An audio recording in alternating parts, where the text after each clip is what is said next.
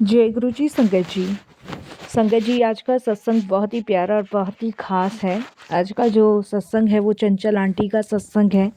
इस सत्संग को आप अंत तक सुनिएगा, ध्यान से सुनिएगा, पूरा सुनिएगा और इस सत्संग के माध्यम से आपके सारे सवालों के जवाब भी मिलेंगे।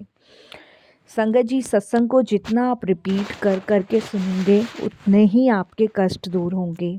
जितना आप सत्संग को बार बार सुनेंगे उतनी ही आपको गुरु जी की ब्लेसिंग्स मिलेगी। जाने अनजाने में आप सत्संग को अनदेखा करते हैं, इसीलिए शायद आप अपनी ब्लेसिंग से वंचित रह जाते हैं।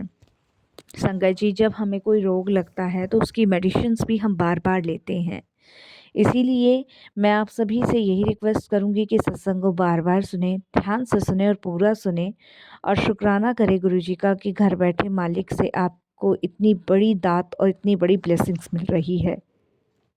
तो आज का जो सत्संग है वो आप खुद सुनेंगे और आपके काफ़ी सारे सवालों के जवाब भी आपको इस सत्संग के माध्यम से मिलेंगे। तो बिना स्किप करे सत्संग को सुनिएगा। तो सुनते हैं गुरु जी का सत्संग।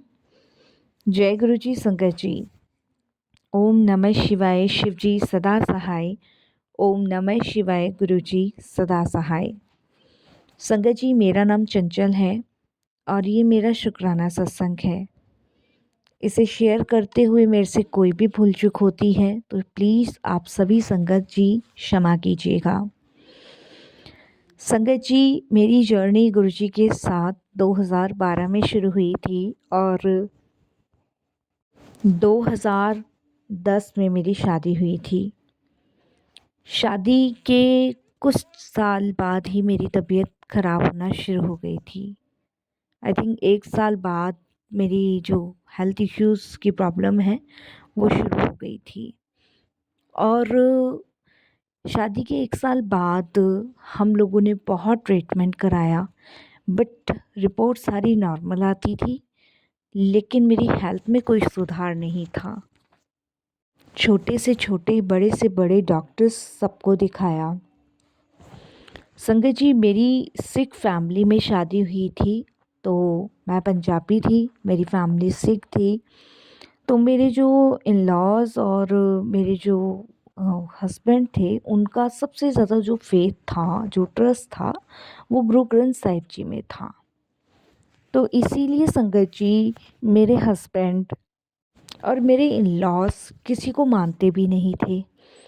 बट मेरी मायके वाली फैमिली की तरफ का कहना था कि भाई किसी झाड़ फूक वाले बाबा को दिखाओ, कुड़ी नू इतना हेल्थ इश्यूज़ है। और दिन प्रतिदिन संगत जी मैं सूखती जा रही थी, मेरा वेट भी कम हो रहा था और मेरा हीमोग्लोबिन भी बहुत ज़्यादा कम हो चुका था। और डॉक्टर्स का कहना यही था कि या तो आप स्ट्रेस बहुत ज़्यादा ले रहे हो या कोई बात है जो आपको अंदर ही अंदर खा ही रही है। तो डॉक्टर्स का तो कहना बस यही था कि अपने खाने पीने पे और पानी ज़्यादा मात्रा में पियो और अपना ध्यान रखो, स्ट्रेस से बाहर निकलो।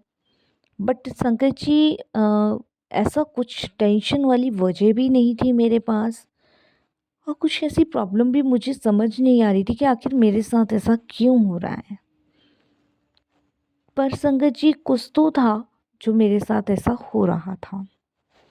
संगत जी, फिर उसके बाद धीरे धीरे समय थोड़ा सा और निकला और समय के साथ मेरे हेल्थ इश्यूज़ बहुत ज़्यादा बढ़ने शुरू हो गए।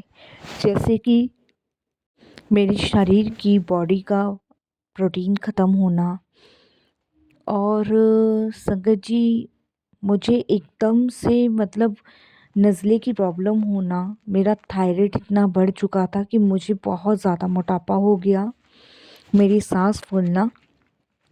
ऐसी कंडीशन में संगत जी मैं दिन प्रतिदिन और ज़्यादा मतलब सूखने की, जो मैं सूख रही थी वो तो ठीक है, लेकिन थायराइड की वजह से मैं मोटी हो गई, मेरे शरीर में खून का पानी बनना शुरू हो गया।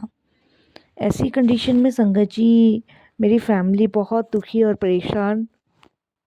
तब मेरी मौसी जी ने मेरे हस्बैंड को कहा कि भाई एक गुरुजी का आश्रम है और वहाँ पे तुम इनको माथा टिकवा के आओ और देखना ये ठीक हो जाएगी चंचल। बट मेरे हस्बैंड संगत जी मेरे इन-लॉज़ को कह नहीं पा रहे थे कि भई हमें ऐसे-ऐसे दिल्ली जाना है और वहाँ पे गुरुजी का आश्रम है, वहाँ लेके जाना है। बट मेरे हस्बैंड ने यही सोचा कि भई मतलब हम जो है जपजी साहिब जी का, सुखमनी साहिब जी का पाठ कराएँगे और ये ठीक हो जाएगी। उन्होंने मौसी की बात को मना भी नहीं किया, लेकिन मन में ये विचार करके बैठ गए। तो संगत जी हम शाम के समय मौसी जी के घर से आए, और जब घर से आए तो इन-लॉज़ को मैंने सोचा कि मेरे हस्बैंड ये बात बताएँगे, लेकिन मेरे हस्बैंड ने इन-लॉज़ को ये बात तो नहीं बताई, और एकदम से मेरे हस्बैंड कहते हैं मेरे इन-लॉज़ के सामने कि हम जपजी साहिब जी का, सुखमनी जी का पाठ कराएँगे और चंचल बिल्कुल ठीक हो जाएगी। क्योंकि परेशान तो सभी थे, लेकिन बस ये थी कि गुरु ग्रंथ साहिब जी में विश्वास बहुत है। और ऐसा नहीं है संगत जी, विश्वास हमारा भी बहुत है, बट मेरे को लगता है कि भई अगर कोई रास्ता कहीं सही की तरफ जा रहा है तो वो भी परमात्मा का एक इशारा होता है। तो मुझे यही लगता है, बट उस इशारे को अगर हम नहीं समझ पा रहे तो ये हमारी गलती है। तो मेरे हस्बैंड नहीं मानते और मेरे हस्बैंड ये बात कहने लग जाते हैं, तो मेरे इन-लॉज़ कहते हैं ठीक है। तो संगत जी हमारे यहाँ सुखमनी जी का, जपजी साहिब जी का पाठ हुआ, कुछ समय और बीत गया। करते संगत जी एक दिन मेरे हस्बैंड के बॉस का मेरे हस्बैंड को कॉल आया। और देखिए, जब मौसी जी ने बताया 2012 में, तब मेरे हस्बैंड ने उस चीज़ को अनसुना कर दिया था, क्योंकि उनको पता था कि मम्मी पापा मानेंगे नहीं, इसीलिए उन्होंने अनसुना और अनदेखा इस चीज़ को कर दिया था। तो जब मेरे हस्बैंड के बॉस का कॉल आया तो उन्होंने उनको बोला कि भई हम लोगों को दिल्ली जाना है और गुरुजी के आश्रम में जाना है और वहाँ पे माथा टेक कर आना है, और क्या कहते हैं, वहीं पे हमारी कुछ मीटिंग्स हैं और तू साथ में हो ले। तो ऐसे करके मेरे हस्बैंड को उन्होंने बोला। अब संगत जी, बॉस की बात तो हस्बैंड नहीं टाल सकते थे देखिए, क्योंकि सिंपल सी बात है, उन दिनों मैं बहुत बीमार थी 2012 में। तो मेरे इन-लॉज़ गए हुए थे संगत जी लुधियाना, मेरी सिस्टर इन लॉ के पास, उनको बेबी हुआ था। तो मेरे हस्बैंड ने सोचा कि भई मैं अब तुझे घर पे अकेला कैसे छोड़ूँगा, मेरी तबीयत वाक़ई में ख़राब थी। तो मैंने कहा आप हो आओ, कोई बात नहीं, और मैं यही हूँ। मेरे हस्बैंड कहते हैं नहीं नहीं, मेरा मन नहीं लगना, तू बीमार है, तू चल। तो मेरे को याद है संगत जी, रात के समय हम लोग ऐसे 7:15 साढ़े 7 के आसपास निकल गए थे। मैं, मेरे हस्बैंड अपनी कार से, और वो उनके बॉस की फैमिली और वो अपनी कार से। तो संगत जी वहाँ पे उनको अपनी बेटी का दिल्ली यूनिवर्सिटी में एडमिशन भी करवाना था, और एक मीटिंग भी थी, और उनको दर्शन भी करने थे। और मेरे हस्बैंड उस क्लाइंट को मतलब डील करते थे, तो इसलिए मेरे हस्बैंड का उनके साथ जाना ज़रूरी था, तो मेरे हस्बैंड मुझे अपने साथ ले गए थे। तो हम लोग संगत जी एक ही होटल में रुके थे। हम पहुंच गए थे सुबह मॉर्निंग तक, तो हम एक ही होटल में वहाँ पे रुके थे। और मेरा मोटापा देखकर, मेरी बीमारी को देख के उनकी वाइफ़ बोलने लगी, मेरे हस्बैंड की बॉस की वाइफ़, कि आपको तो बहुत हेल्थ इशू है, इतने मोटे हो, जिम वगैरह। मैंने कहा नहीं नहीं, एक्चुअली मेरे को ना थायराइड की प्रॉब्लम है और मेरे को ऐसे ऐसे हेल्थ इश्यूज़ है। इतने हमने डॉक्टर्स को दिखा लिया, लेकिन मुझे आराम ही नहीं पड़ता, मुझे सांस लेने में भी प्रॉब्लम होती है, और मेरी तबीयत ख़राब है, इसलिए ये मुझे घर पे अकेला नहीं छोड़ कर आए। तो उनकी बेटी कहती है कि कोई गल नहीं आंटी, तुसी बड़े मंदिर जा रहे हो ना, गुरु जी आपे ठीक कर देने। ऐसे करके संगत जी वो मुझसे बोलती हैं। तो मैंने कहा गुरु जी, तब उन्होंने बताया गुरु जी के बारे में, तो मेरे माइंड में आई कहीं ये वही गुरु जी तो नहीं है जो मौसी जी बता रहे थे उस दिन। तो खैर संगत जी वो क्लिक करी, फिर एकदम से चली गई। और फिर हम लोग सुबह करीबन सुबह मॉर्निंग की ही बात है संगत जी, मुझे याद है। सुबह मॉर्निंग में 11:30-12 बजे मैं और मेरे हस्बैंड के बॉस की वाइफ, उनकी फैमिली गुरु जी के दर्शन के लिए गए थे। तो वहाँ पे संगत जी कोई अंकल हैं, और जो बिल्कुल ही मतलब मेरे हस्बैंड के बॉस को, उनकी वाइफ को, जबकि मंदिर शाम के समय ओपन होता है, लेकिन संगत जी हम लोगों को जो दर्शन है गुरु जी के वो दिन में करवाए थे उन्होंने। जबकि संगत जी वहाँ पे बताते हैं कि मंदिर जो है शाम को खुलता है, बड़ा मंदिर, और हम लोग जब वहाँ पहुँचे तो हमें दर्शन मॉर्निंग में हुए। तो आप विश्वास नहीं मानोगे, जब हमें दर्शन कराए गए तो अंदर जाने के बाद बड़ी शांति मन में, सुकून में मिली। और करीबन संगत जी आप बिलीव नहीं मानोगे, हमने 1.25 घंटा गुरुजी के यहाँ बैठ के गुरुजी का मंत्र जाप किया। 1.25 घंटा। वहाँ पे संगत जी और भी बड़े बड़े सेवादार थे जो मतलब बड़ा अच्छा वीआईपी ट्रीटमेंट दे रहे थे, और उसमें मुझे भी मिला। और शायद गुरुजी ने शायद इसीलिए ऐसे ट्रीटमेंट मुझे दिलाया, क्योंकि गुरुजी जानते थे कि मैं हेल्थ इश्यूज से बहुत दुखी हूँ।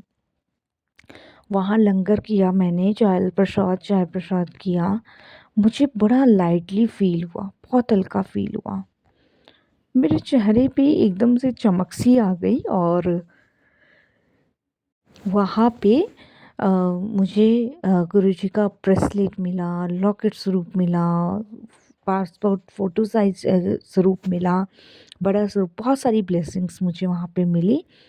और संगत जी जो गुरुजी का भोग लगा हुआ प्रसाद होता है वो भी मुझे ग्रहण करने को मिला।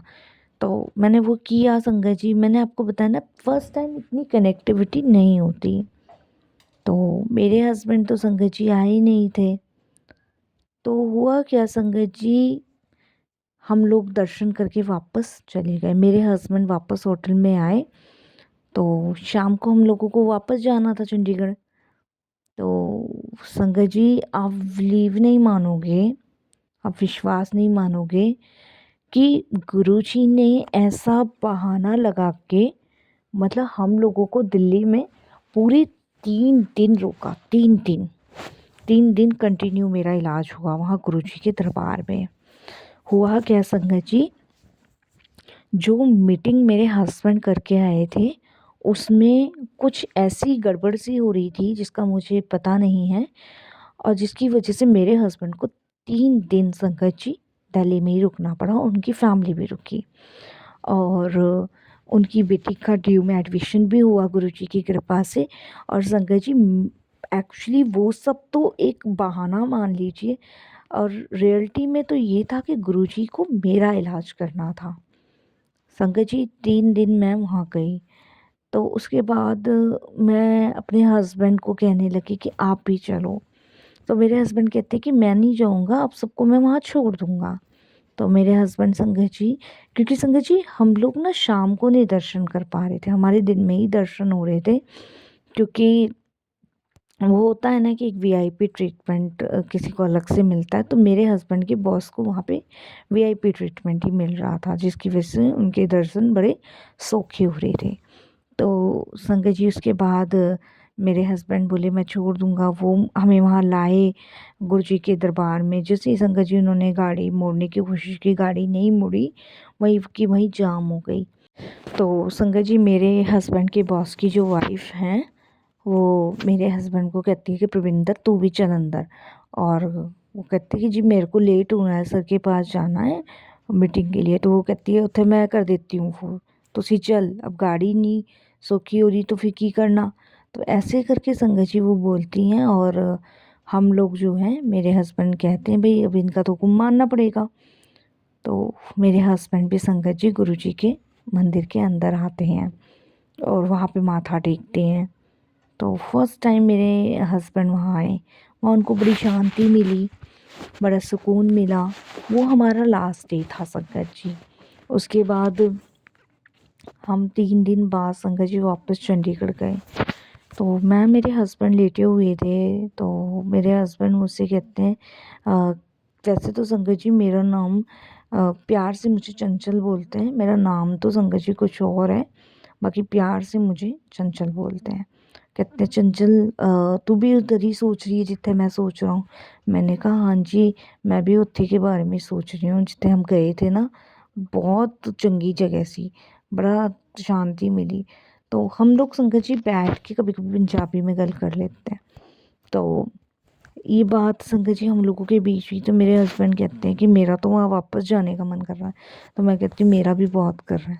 पर संगत जी इस बार जो है गुरुजी ने हमें संगतों के साथ दर्शन करवाया, क्योंकि हम सुबह मॉर्निंग में पहुँच गए थे।